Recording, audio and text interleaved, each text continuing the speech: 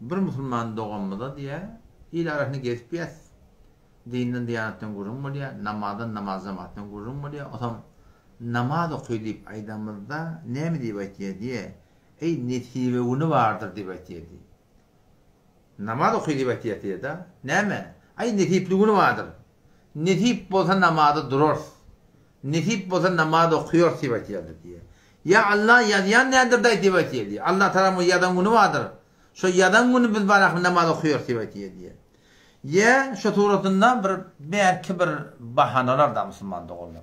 Dikkat edin o da. Şu adamı ne mi diyeyim? Namaz okuyor diyordu. Netiven moto okuyor. Yazılan günü okuyor. Bilmem netip moto okuyor. Netipli bağdır. Dikkat edin o da. Huday Teala'nın Kur'an'ına aydınlatı var. Kendi atları ettir. Şu kendi aydınlatlarının içinde bizim öz nefsimi de gerekli atla var.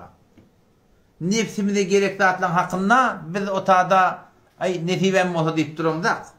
Huday yazın yalan moto deyip durumda. Şu ne mi netivemiz gereğimiz var bariyat yani. Ama Huday Teala Kur'an'da kulu veşrebu deyiptir. İyim için deyiptir de Huday Teala. Hop iyi için bunu küstürüp iyi için diye. Den iyi bismillah olanında Türkmen ağa hava iyi bismillah olanına gel iyi bismillah canı bilen geliyor. Ay netiven moto bararına.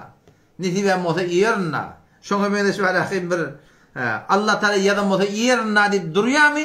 Durmuyor Müslüman oğlum. Şey der mi? Onu ne söylüyor? Namazda gidip kalsa duruyor yanında. Namazda gidip kalsa netiveňizini okluyor. Yargıdyňyzyny okluyor. Şu tuğratyny bir yok onu okluyor. Emma iyi bismillah gidip kalsa yörtük geliyor. Ne mi deyip? Şon iyi bismillah anırtana gerek. İyi bismillah nefsine gerek. İyi bismillah anırdaki zirer gözüne görüntü. Şu tane içi canımın şona gerek. Namazda gidip kalsa ne beydiye? Şon namazda gidip kalsa ne beydiye? Anırtana anam yok. Kıyamata doğru iman yok. O dünya doğru iman yok yani.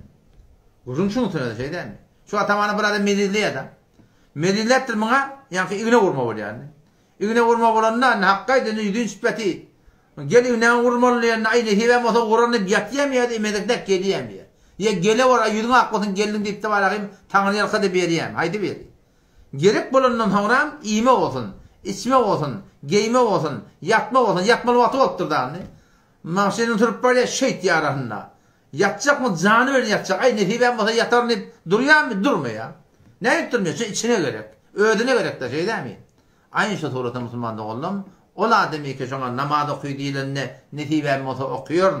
Yadılan moto okuyor nivayet ya. Hezabın koy değiline. Ay Huday Teala yüreğime koyuyor nivayet ya. Şuna mesaftir et ya Müslüman da oğlum. Şola adamın kıyamata ölümden sonra değilenmektige doğru anlamının yokluğunun alamet. Kur'an'da geliyor da. Sure-i Furqan'da 40. ayeti bardan okuyun. وَلَقَدْ أَتَوْا عَلَى الْقَرْيَةِ الَّتِي أُمْتِرَتْ مَتَرَ السَّوْءِ أَفَلَمْ يَكُونُوا يَرَوْنَهَا بَلْ كَانُوا لَا يَرْجُونَ نُشُورًا. Ne mi hakkını ettir? Ehl-i Mekke peygamberimize düşman. Kıyamete imanları yok. Ölümden dirilmekteki imanı yok. Bula indi marahim Mekke'den ol. Şam'a karşı gittiyerler. Yolla Hud peygamberin kavmunu görüyorlar. Ad peygamberin kavmu Ad'ı görüyorlar. Kavmu Semud'u görüyorlar. Salih peygamberin kavmunu görüyorlar. Oğlum hem çelem çarşır betiyorlar. Sünkler diysen görüp beti. Yer yurtlar diysen görüp beti. Allah Teala ne mi diye? Şılı diye şatadan geçenlerine diye. Geçip durlu her şeyini görüp durlu diye da. وَلَقَدْ أَتَوْا عَلَى الْقَرْيَةِ الَّتِي أُمْتِرَتْ مَتَرَ السَّوْءِ.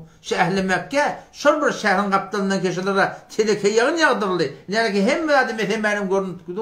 اَفَلَمْ يَكُونُوا يَرَوْنَهَا. Görmeyelim şunu diye da. Görmeyen olur mu? Yani öktü olur. Allah'ta ne mi diye. Ne avrat almayallar onlar.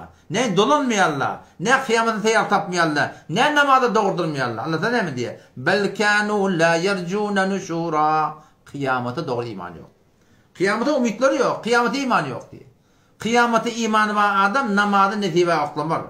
Hezabı netibe aklım var. Zekatı netibe aklım var. Üçün netibe aklım var. Ne midir? Eyni imek gerektiği bir yort geziyalak. İçmek gerektiği bir yort geziyalak. Giymek gerektiği bir yort geziyalak. Şuna menes dert bulunna iğne vurdurmanı yort geziyalak. Hayti bir öz nefsinin tüyüneyen dadına gerektiği bir yort geziyalak. Eğer kıyamete imanı var adam namazına da yort gelir. Dayanık gelir, zahmet çeker, ödüne zor aslan hattı zorunda namazına daim durur. O zaman bir adamdan şu aytyan kebi ki namaz okuyanda netibe günüm vardır. Bilmeyen netip bolsa durur ya Allah'ın yadan günü vardır diye. Şol adamlara evine imit koymalı. O zaman rahim me idilerine şolar hesaki aytyan kebi ştada ayt dalip şöyle istemek gerek ki. Ola hiç şada bir kebi aytmıyorlar yani. Ya ortan ne namaz okuyan? Yürün pekle okuymalı batıydı. Yürün peklep durmalı. Yürün peklep durmadan atenene münafık oluyor. Kur'an'ın Sure-i Bakara'nın başlarında ne fi kulubihim maradun. Yüreklerinde meliçilik var diyor lan. Yüreğinde meliçilik var adam, yüreğinde aratılık yok adam. Huda tebarek ve Teala İslam hakkında, Kur'an hakkında, dinin hakkında onlara münafık deyiptir. Senin yüreğin peklep durmalı deyip sen Na'udhu billahi ne onda sen namazdan ne çıkacak? Sen onda münafıklığın sefine girdin giden yüreğin peklep besalman yatın. Bu maksadı ne mi diyecek oluyor biliyor musun yani? Bir hemen palani namaz okuyandan ne peyda var diye da ne mi değil? Ay bilmeyen tiryek çekiyor. İç şiti var. Halkın namusunu yerinde. Hop şöten görüldüğün der akıyım. Şöten görüldüğün. Sen eğer namaz okuyup telekeçilik ettiğin adamları görüp de namazda durmalı o zaman sen peygamberde oradan namaz duracak gelmiştin. Şu peygamber Kudas'ın yanına teorine münafıkla varmıştı Kur'an'ın o da içine var. وَمِمَّنْ حَوْلَكُمْ مِنَ الْاَعْرَابِ مُنَافِقُونَ وَمِنْ اَهْلِ الْمَد۪ينَةِ Ehl-i Medine'de bazıları varmıştık da münafıkçılığa adet ettirler. O sene gör onun bunun bolur bolmaz ettiğini işin görüp takkal koyup beni burada namaz okuyup telekeçilik edenini görüp de sen namazdan yardımcı olsana. Ona Hudaya şükreten peygamber olsa dünyaya gelmektir. Kedin peygamberden yüreği olacak ayı gerçekten ayet. Bana yüreklerde doğru da yüreğin doğrulap peygambere varmalı. Yüreği doğrulama olur. Yüreği doğrulayını elbette yanlışlıklar, şol kemçilikler, kutahiler namazın bereketine inşallah Teala doğrulanır gider inşallah Teala.